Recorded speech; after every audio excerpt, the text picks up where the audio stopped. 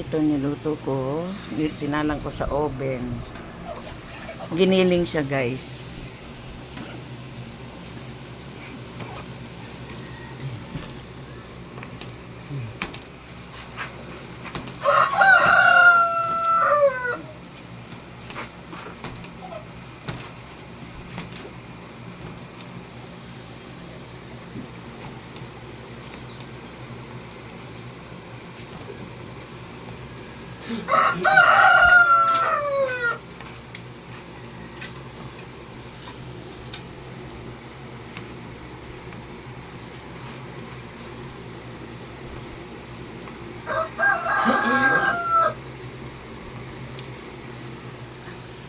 Nabo, tikman mo muna.